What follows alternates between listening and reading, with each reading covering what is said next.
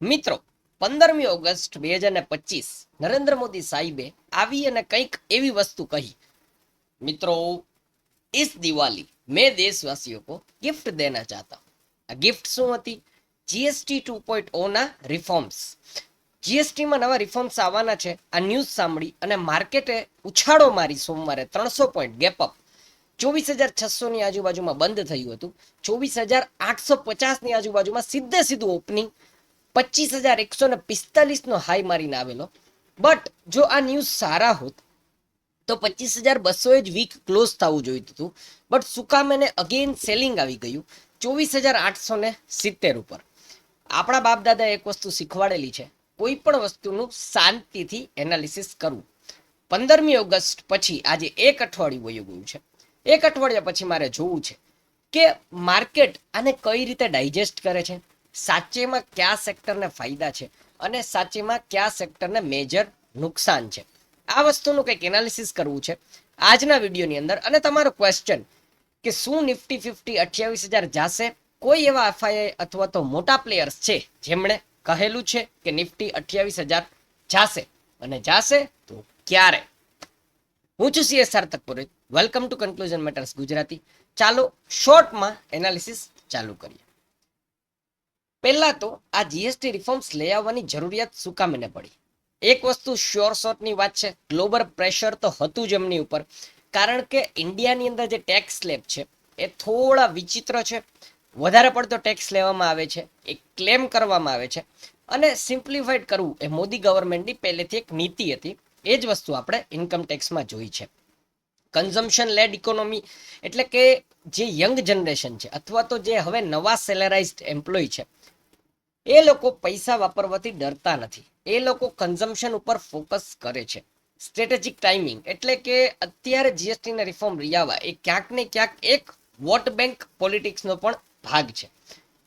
શું કામ એને હું કહી રહ્યો છું? તો પહેલા આપણે સમજી લઈએ કે આ રિફોર્મ્સની અંદર શું શું વસ્તુ સ્ટ્રક્ચર એટલે કે પ્રપોઝડ સ્ટ્રક્ચર શું છે. અત્યારે કરંટ સ્લેબ છે 5%, 12%, 18%, 28%. આમાંથી ચેન્જ થઈ જશે અને નવા રિફોર્મ્સની અંદર 5% રેટ સ્ટેબલ રહેશે. 12%નો જે રેટ છે સ્ટાન્ડર્ડ ગુડ્સ ઉપર, એ હવે હટાવી દેવામાં આવશે. એની જગ્યાએ 18%નો રેટ, 18%નો જે રેટ છે services and non essential goods ઉપર, એ 18%નો રેટ હવે નહીં રહે માર્કેટની અંદર. એટલે સિમ્પલ વસ્તુની અંદર તમને કહું, જે ચાર રેટ છે 5%, 12%, 18% અને 28%, એની જગ્યાએ 5%, 18%, એટલે જે ગુડ્સ 12%માં હશે અમુક એ 5%માં આવી જશે, અને જે 12%માં અમુક ગુડ્સ હશે એ વયા જશે 18%ની અંદર. શું છે એ સપ્ટેમ્બર મહિનાની અંદર આપણને વધારે ક્લેરિટી આવશે. 28% લક્ઝરી ગુડ્સ ઉપર હતું, હવે એની જગ્યાએ 40% કરી દેવામાં આવેલું છે. એટલે કે ટોબેકો, ઓનલાઈન ગેમિંગ તો બંધ પણ કરવાની છે government, but still luxury items છે, ટોબેકો ગુડ્સ છે, આની ઉપરની જે વસ્તુઓ છે, તમે જો સિગરેટ પીતા હશો તો તમને મોંઘી મળશે. સિમ્પલ. આપણને મગજની અંદર એવું આવે છે કે વોટ બેંક પોલિટિક્સનો એક ભાગ છે. જીએસટીના રિફોર્મ્સ ક્યાંક ને ક્યાંક નાના માણસને તો મદદ કરવાના જ છે. નાના માણસને કઈ રીતે મદદ કરશે? તમે કોઈ વસ્તુ લેવા માટે જાઓ છો, તમને ખબર નથી, પણ ઇનડિરેક્ટલી તમે એ વસ્તુ પર અત્યારે 5 થી 12% ટેક્સ ભરી રહ્યા છો. હવે એની સામે તમે એની ઉપર ઓછો ટેક્સ ભરવાના છો, એટલે જેથી કરીને ઇનડિરેક્ટ તો તમને ફાયદો થશે. બટ કોમન માણસોને ફાયદો થાય છે, માર્કેટને શું ફાયદો થાય છે, ફોરેન પ્લેયર્સને આના ઉપરથી શું ફાયદો થાય છે, આપણે આ વસ્તુ જોવાની છે. તો સેક્ટર આપેલા છે, સાથે સાથે 5 સ્ટોકના નામ છે. ઓટો સેક્ટરને ક્યાંક ને ક્યાંક ફાયદો છે કે ઓટો સેક્ટરની અંદર 28%માંથી હવે જીએસટી 18% કરી દેવામાં આવશે. એટલે તમે કોઈ પણ ગાડી લેવા માટે જતા હશો અત્યાર સુધી, તો જો તમે સ્માર્ટ હશો તો તમે કોઈ પણ દુકાનના નામ ઉપર લઈ અને એનું ઇનપુટ ટેક્સ ક્રેડિટ લઈ લેતા હશો.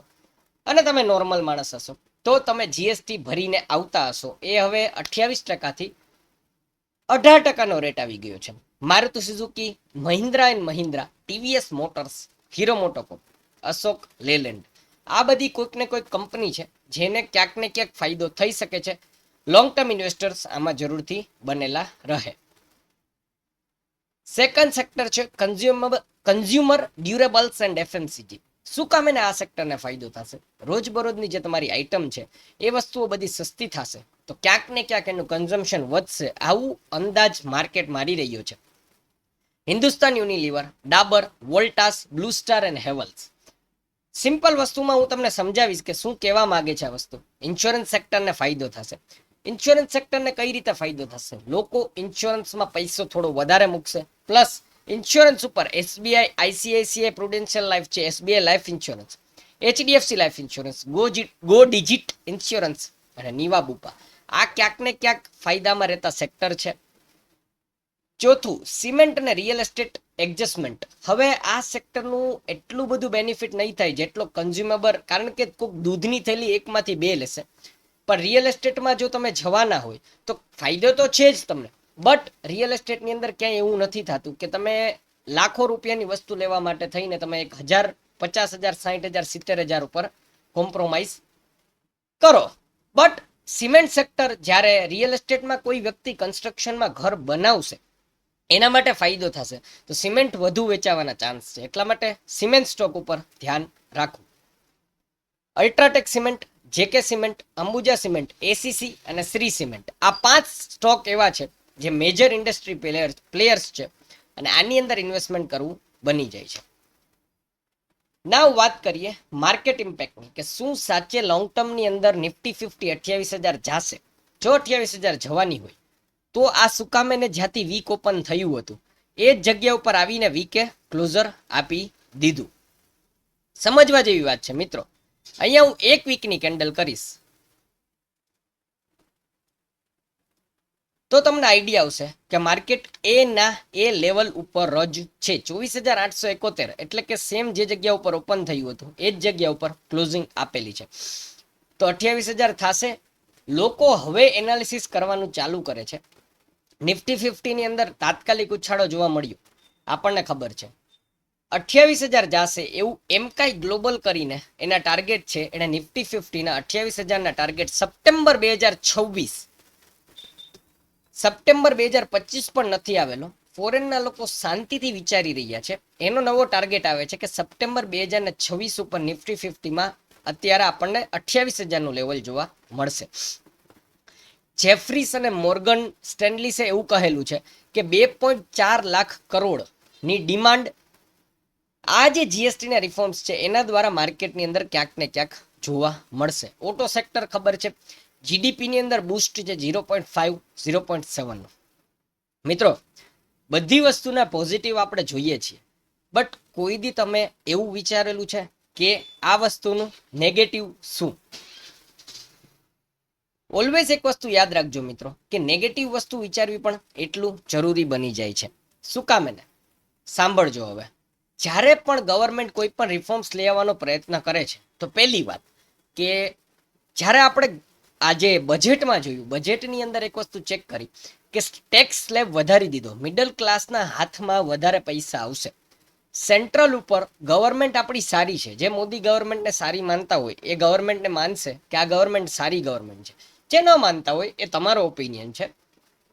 તો ક્યાંક ને ક્યાંક જો સેન્ટ્રલ લેવલ ઉપર રેવન્યુ આવતું હોય તો એ લોકોને ફાયદો થાય, સ્ટેટ લેવલ ઉપર રેવન્યુ આવતું હોય તો એને ફાયદો થાય.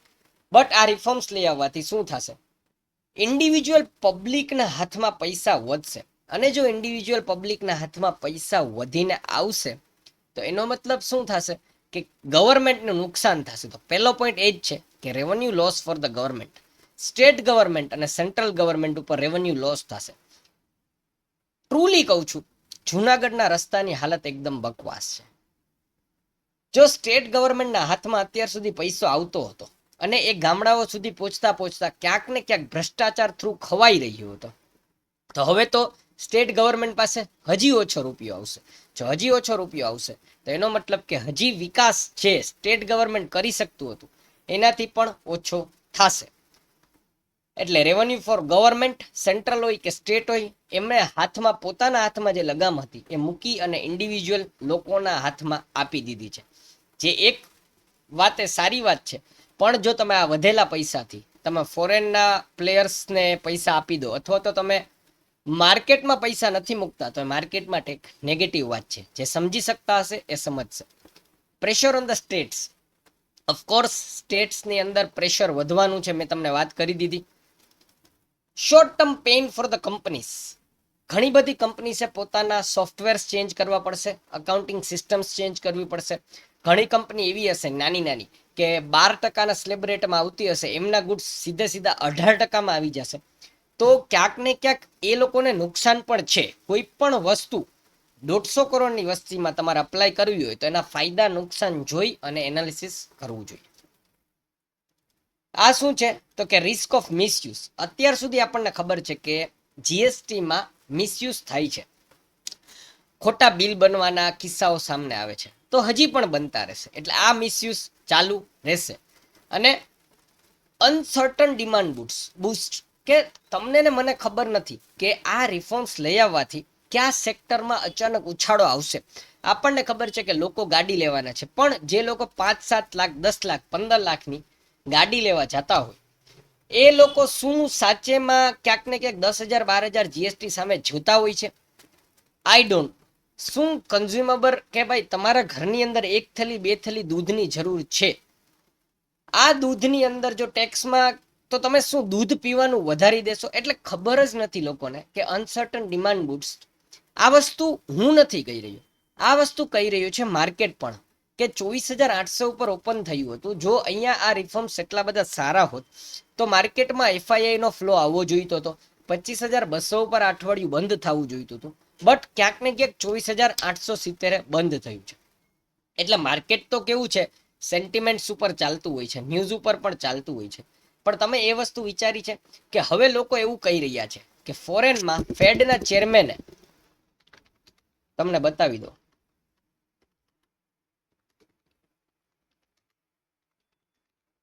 આ રેટ કટની જે હિન્ટ આપેલી છે એના ઉપર ડાઉ જોન્સ 2% ચડી ગયું છે. તો એમ કહે છે હવે કે આપણું નિફ્ટી 50 પણ ચડી જશે. સો આ બધા ન્યૂઝથી આગળ રહેવું, તમારું એનાલિસિસ તમારે પોતે કરવું. આવી રીતના ઝાઝા બધા જો તમારે એનાલિસિસ જોઈતા હોય તો જરૂરથી અમને ફોલો કરો. અમારી વેબસાઇટ ઉપર જાઓ, કોર્સિસ જુઓ, તમને મજા આવશે. બરાબર. અને ઇન્સ્ટાગ્રામ ઉપર ફોલો કરી શકો છો ડે ટુ ડે ન્યૂઝ માટે. અને બાકી લાઈવ સ્ટ્રીમની અંદર અમે આવીએ છીએ. સ્ટોક્સ જોવાના ભૂલતા નહીં. સિગરેટની વાત આવી તો યાદ આવી કે ગોડફ્રે ઇન્ડિયાના ફાયદો છે, અને એનાથી આ કંપનીમાં ઉછાળો સારો એવો છે. ઘણી બધી કંપનીઝ છે, ઝોમેટોથી માંડીને જે પાવર સેક્ટરની અંદર પાવર મેક છે, જીઓ ફાઇનાન્સ છે, આ બધાનું એનાલિસિસ અમે કરેલું છે. આ જોવાનું ભૂલતા નહીં અને સબસ્ક્રાઇબ બટન દબાવવાનું ભૂલતા નહીં. ગુજરાતી ભાઈને સપોર્ટ કરો. ચાલો મળીશું નેક્સ્ટ એનાલિસિસમાં.